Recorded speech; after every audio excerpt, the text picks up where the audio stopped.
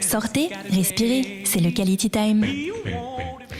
Alors un Quality Time aujourd'hui de qualité, c'est le moins qu'on puisse dire puisqu'on reçoit Shlomo Stora et Rivka Stora. Bonjour à tous les deux. Bonjour. Bienvenue. Voilà, Merci. alors c'est pas tous les jours qu'on reçoit des psychologues cliniciens, mais c'est l'occasion de vous mettre en lumière, surtout que vous avez fait un long travail, on va dire, puisque vous avez publié votre thèse, ce qui fait que on a eu envie de vous recevoir, parce qu'en plus vous êtes à l'affiche. Je crois que le 17 janvier à 18h30, vous allez présenter ce livre que vous avez écrit.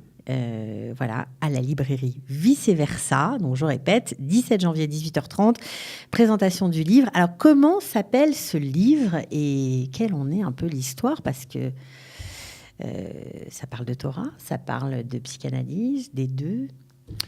Alors ce livre donc est issu de la thèse de doctorat donc, que j'ai soutenue il y a maintenant un petit peu plus d'un an à Paris 7.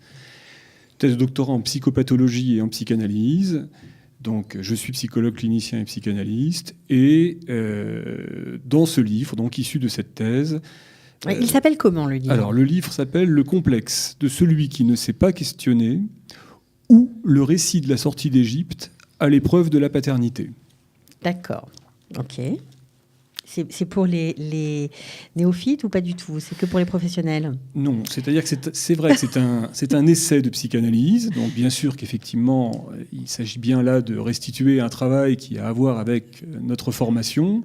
Mais en même temps, on peut quand même penser que ce livre peut s'adresser à tout juif intéressé par nos textes et par finalement le rapport que ces textes peuvent avoir avec la dimension de la souffrance psychique qu'on appelle donc dans notre langage la psychopathologie. Alors Rivka, je vous ai vu tiquer quand j'ai posé la question, est-ce que ça s'adresse à tout le monde ou pas?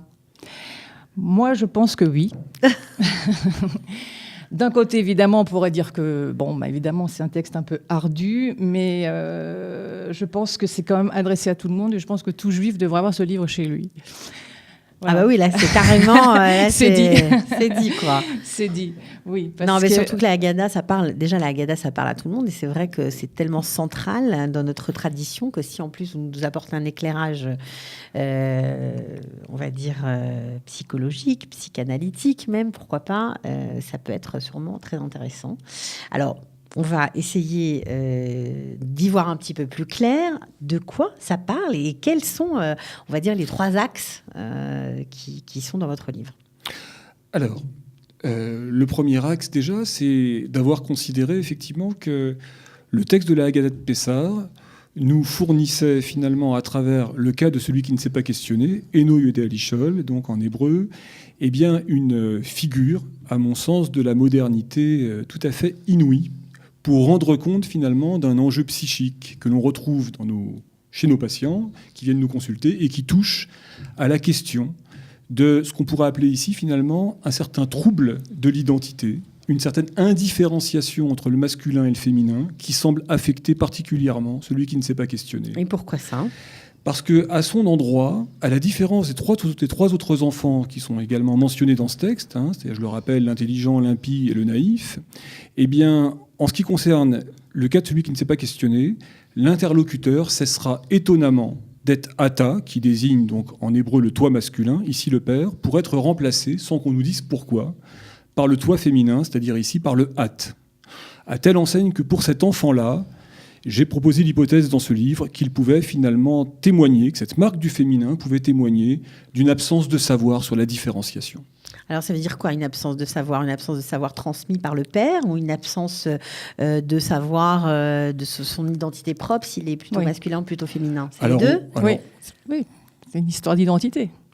Alors on va voir que sur cette question effectivement de la différenciation, c'est-à-dire masculin-féminin et le rapport au père, eh bien effectivement, notre expérience professionnelle depuis maintenant quand même plus de 20 ans nous enseigne que c'est le père qui est porteur, pour le compte de son enfant, de ce savoir sur la différenciation psychique et sexuelle. C'est lui qui introduit, et pas seulement biologiquement, sur le plan effectivement de la dimension psychique, la question de l'identité et donc des identifications ultérieures.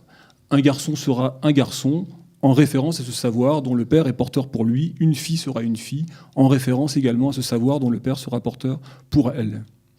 Alors pourquoi avoir choisi, vous qui êtes, vous êtes praticien depuis, vous l'avez dit, de nombreuses années, Oui. pourquoi avoir choisi un sujet pareil? Pourquoi vous avez focusé sur la Haggadah? Vous auriez pu prendre d'autres textes. C'est quoi? Vous étiez en recherche de votre propre identité? Vous avez fait tchouva à ce moment-là? Alors, pourquoi... On est entre nous, on peut tout dire. Bien sûr. Pourquoi effectivement Eno Yodéa Lichol? Alors il faut maintenant préciser peut-être les choses. C'est qu'effectivement, Eno Yodéa Lichol a une spécificité. Il a une particularité qui touche à un point central, à mon sens, de ce que la psychanalyse vous enseigne. C'est-à-dire finalement que pour lui, le fait qu'effectivement cette marque du féminin vienne témoigner d'une absence de savoir sur la différenciation nous amène très rapidement à avoir à reconnaître finalement que les psychanalystes que nous sommes sont aux prises régulièrement avec ces questions. C'est-à-dire que finalement, nous recevons beaucoup d'Eno Yodéa Lichol dans nos cabinets qui s'ignorent, bien sûr. Voyez, c'est-à-dire que si on va au-delà, voyez, de ce qui apparaît extérieurement, c'est qu'il ne parle pas et qu'il ne pose pas de questions, et bien finalement savoir poser une question, ça témoigne de la construction d'un ordre, d'un cédère, qui implique effectivement toute une élaboration subjective qui est au cœur de notre travail en tant qu'analyste. D'accord. Alors ça, c'est un... Bon, alors évidemment, on va survoler parce qu'on ne peut pas rentrer dans tous les détails du livre. Lorsqu'un patient, justement, vient vous voir, vient consulter, on sait très bien que pour les psychanalystes, les mots sont très importants. Est-ce qu'on peut retrouver quelque chose de similaire dans le judaïsme, dans la transmission de nos textes, dans la façon dont on étudie le Talmud aussi? Vous me posez là une question essentielle et déterminante.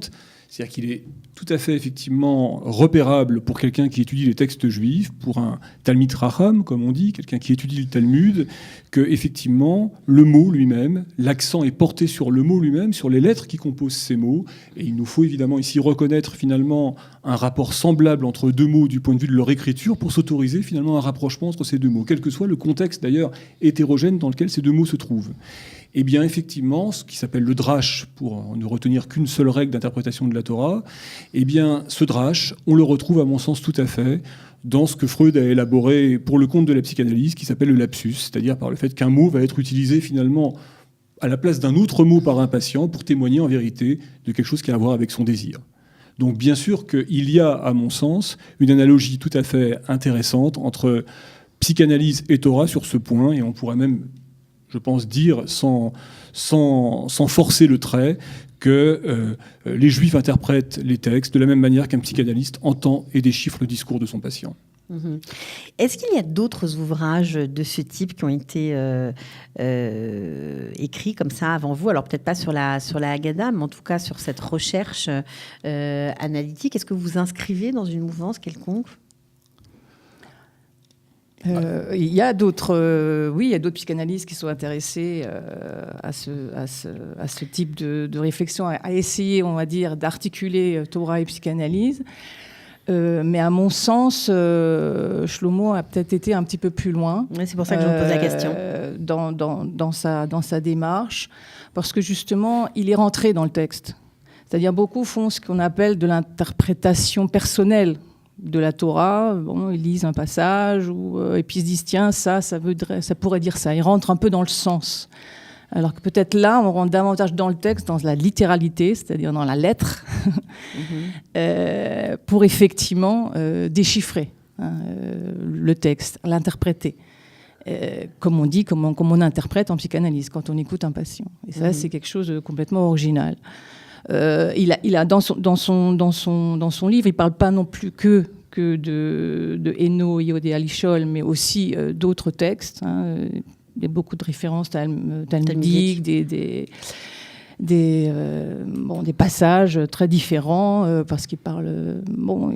Dans plusieurs chapitres, il y a beaucoup de différents thèmes qui sont abordés quant au judaïsme et avec le lien que ça peut avoir avec ce qu'on peut rencontrer dans la clinique. Voilà. Ok, alors avec ce livre, Oui. Ce qui est intéressant, c'est que vous avez aussi créé, donc pour l'éditer, une maison d'édition qui va s'appeler Torah et Psychanalyse. Je crois qu'il y a même une page Facebook où on peut monter pour vous suivre, pour voir où vous en êtes. Est-ce que le livre va être traduit en hébreu? C'est notre souhait. dans un deuxième temps, effectivement, de le traduire. Alors, on se pose la question pour l'instant, est-ce qu'on le traduit tel quel ou en l'état, ou est-ce qu'on va essayer de le modifier un peu, peut-être, parce que voilà, ça dépendra effectivement du retour, peut-être qu'on va avoir de ce livre en français. Mais en tout cas, c'est notre souhait, parce que bon, l'idée, ce serait quand même de rentrer un petit peu dans l'université aussi, israélienne, où effectivement l'optique de cette articulation, curieusement, qu'on pourrait penser à Jérusalem, à l'université, il y a cette articulation-là, mais non, effectivement, l'université israélienne, on n'entend pas beaucoup parler de Torah, bien au contraire. Donc, effectivement, on souhaiterait bien qu'il y ait quand même une petite rentrée, mais aussi de la psychanalyse, qui n'est pas non plus tellement ancrée dans la pensée du milieu psy, comme on dit en Israël, parce qu'ils sont plutôt dans une tendance comportementaliste. Donc, effectivement, la psychanalyse aussi mériterait une place, je crois. Vous pensez que vous avez, avec votre parcours, puisque vous êtes tous les deux universitaires, vous avez beaucoup exercé, vous continuez pour votre part d'exercer en France, vous pensez que vous avez, en tant que francophone aussi, avec une vision un peu différente et religieuse, une pierre à apporter ici ? Si Dieu veut, si Dieu veut.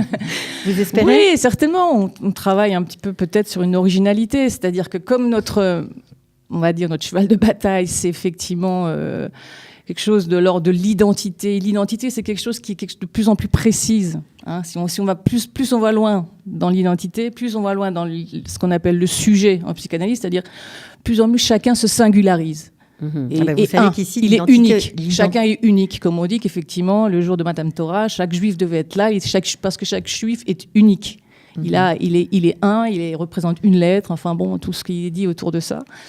Et effectivement, je crois qu'on a, nous, notre singularité, qui est peut-être effectivement dans ce sens-là, évidemment, ça se sent, ça c'est notre souhait.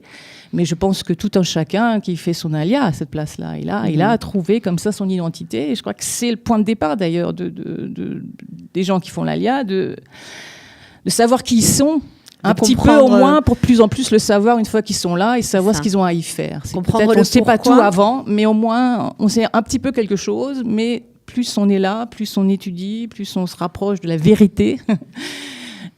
Plus effectivement chacun sait où est sa place. C'est ça, c'est comprendre le pourquoi on est là. C'est ça qui est tout ça, c'est aussi. Oui, alors c'est vrai, avec peut-être effectivement une spécificité qui pourrait être la nôtre ici sur un point particulier. Hein, vous insistez sur ce point et à mon sens vous avez raison.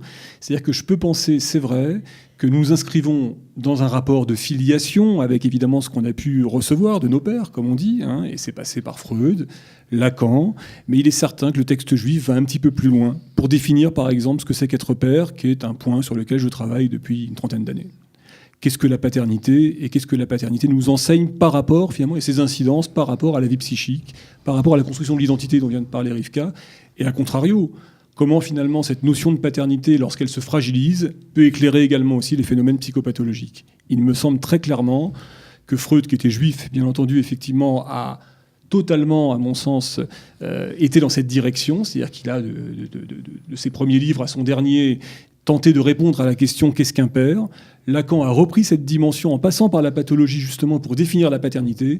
Il me semble très clairement que pour quiconque lit le Talmud avec effectivement, je dirais, attention, on y voit un montage sur le père se déployer qui est inédit et qui me semble effectivement tout à fait déterminant. Et je crois que c'est un petit peu peut-être ça qu'on vient apporter aussi ici à Jérusalem, dans l'Alia qui est la nôtre, à savoir redéfinir peut-être un peu plus ce point-là encore, pour notre propre travail, mais aussi pour le compte de ceux qui nous entourent, bien entendu. Alors, si vous avez suivi l'émission depuis le début, vous avez peut-être pensé que ce n'était pas pour vous. Eh bien voilà, la conclusion fait que oui, je vais vous rejoindre vous aussi. Je pense que c'est un livre qui peut s'adresser à tout le monde. Il faut peut-être prendre un petit peu de temps pour le lire. Oui, c'est un livre effectivement qu'il faut apprendre à aimer avec le temps. Voilà. Comme beaucoup de choses dans la vie qui ne sont pas toujours simples dès le début, mais il faut se faire donner l'effort. Il faut faire un effort, oui, de la lecture. Aujourd'hui, tout le monde lit un peu trop vite, trop facilement. On prend un livre et puis on le jette. Comme on dit, il y a beaucoup de livres qui sont jetables aujourd'hui. On les lit, puis après, on n'y pense plus.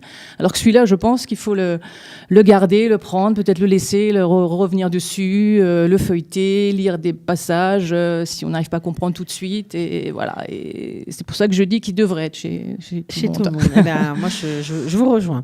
Alors, en tout cas, si vous avez envie de poser des questions en direct eh bien, à Shlomo Stora et Rivka Stora, eh bien, ils seront le 17 janvier à 18h30 pour présenter leur livre « Le complexe de celui qui ne s'est pas questionné ». Alors moi, j'ai la moitié du titre. Je vous autorise à finir. Ou le récit de la sortie d'Égypte à l'épreuve de la paternité. Voilà, alors ça paraît compliqué, mais apparemment, ça parle d'identité, d'humanité, de transmission. Ça a l'air... passionnant, voilà. Merci d'être venu et bon courage. J'espère qu'il y aura foule chez Vice et Versa qu'on salue, qu'on embrasse bien fort, voilà, au passage. Merci d'être venu. Merci beaucoup. Merci à vous. Ciao, ciao. Bye. Sortez, respirez, c'est le Quality Time.